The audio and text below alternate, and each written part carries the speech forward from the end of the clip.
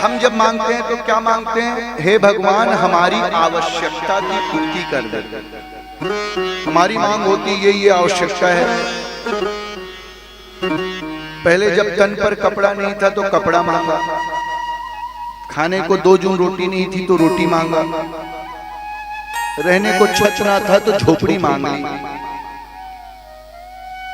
अब कपड़ा रोटी मकान मिला तो बड़ा मकान मांगे, ज्यादा कपड़ा मांगे। अब बड़े बड़े में आ गए तो आवश्यकता तो किसी की पूर्ति हो ही नहीं सकती। इसके पीछे गंभीर कारण ये है कि ये जो हमारा मन है, मन जो है सदैव मांग करता रहता है। मां और मन की राशि एक ही है, ये सदैव मांग करता है, ये मांगता ही रहता है। अब अलग अलग कथाओं में आप जाती हैं, अब वहां मैं बड़ी विनम्रता से एक बात कहूंगा, आप जितने यहाँ बैठे हैं, मैं किसी पर आक्षेप नहीं लगाता, लेकिन ये आपके भी संज्ञान में होना चाहिए कि क्या हमको नहीं लगता कि हम कथा मंडप पर भी या किसी चमत्कारी बाबा के पास इसलिए भी जाते हैं कि हमारी आवश्यकता की पूर्ति हो। कहीं ना कहीं हमारे हृदय में ये बात तो होती है कि पंडित जी हमने सुना है कि उस मंडप पर जाएंगे, उनकी कथा सुनेंगे। देखिए, चाहे मैं किसी भी व्यक्ति की बात नहीं करता, लेकिन याद रखिएगा किसी भी सत्संग में जाएं, यदि मन में आवश्यकता की पूर्ति की भावना है, मैं कहता हूं वैसे सत्संग में मत जाएं, ठहर जाएं, घर में ही रुक जाएं, विचार करें, गंभीर विचार करें, उतरे, अपने अंदर उतरे, थोड़ा सा स्टॉप लगाए, अल्प विराम लगाए और सोचे कि क्या मेरी आवश्यकता की पूर्ति मेरे लिए ठीक है। पहले विचार करें, क्योंकि आवश्यकता की पूर्ति हो ही नहीं सकती। आप बताइए ना, तब जब आपके पास कुछ नहीं था तो एक साड़ी आपके लिए पर्याप्त थी, थोड़ा धनार्जन कर लिए तो 100 साड़ी भी कम लगती है, हमें कमी ही लगती है।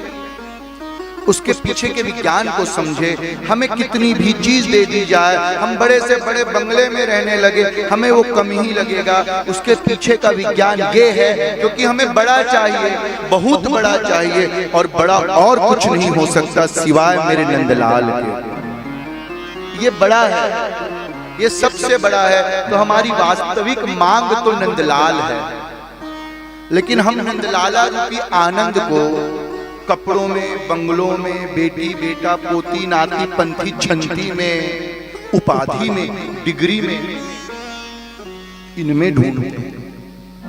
और इसीलिए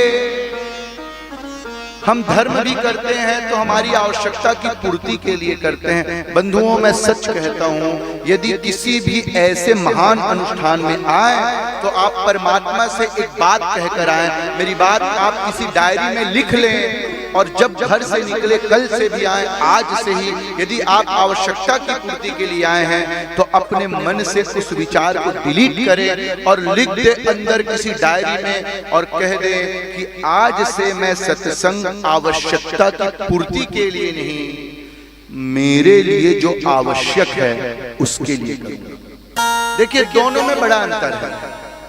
आवश्यकता, आवश्यकता का अर्थ क्या होता है? ये आपके द्वारा निर्धारित किया गया। मेरी बात थोड़ी कठिन लगेगी तो और समझने का प्रयास करें। आवश्यकता का अर्थ क्या होता है? मुझे ये चाहिए, वो चाहिए, ये चाहिए, ये चाहिए, ये चाहिए, अलग अलग लिस्टिंग। हमें भी कुछ लोग कहते हैं, पंडित जी कथा करानी है आपकी, समय देंगे? किस उद्देश्य से? तो देखिए, यदि मनोभाव हो कि हमारे पितरों को सुख मिले, आनंद मिले, ये तो परोपकार का भाव है। लेकिन कुछ लोग जब हमसे ये कहते हैं, पंडित जी 12 साल हो गया विवाह किए, हमारे बेटे को बेटा नहीं हुआ। देखिए, हम कहते हैं उस लोभ में कथा मत कराएं। यदि आपको किसी विषय वस्तु का प्रयोजन है तो अनुष्ठान मत कराएं। सच कहता हूं, सकाम भक्ति कुछ देर के लिए तो ठीक है, लेकिन जब अंतःकरण में निष्काम भाव आ जाए तो आप अल्लाद में आएंगे। और ईश्वर से यदि मांगना है तो कह दें कि मेरी आवश्यकता की पूर्ति में ध्यान मत दो नाथ, मेरे लिए जो आवश्यक है वो करो, क्योंकि मेरा परमात्मा जानता है अभी आपके लिए आवश्यक क्या है। कभी कभी कुछ लोगों को लगता है कि उसके पास धन मेरे पास धन नहीं। आप नहीं समझ सकती कि आपके ऊपर ज्यादा कृपा है।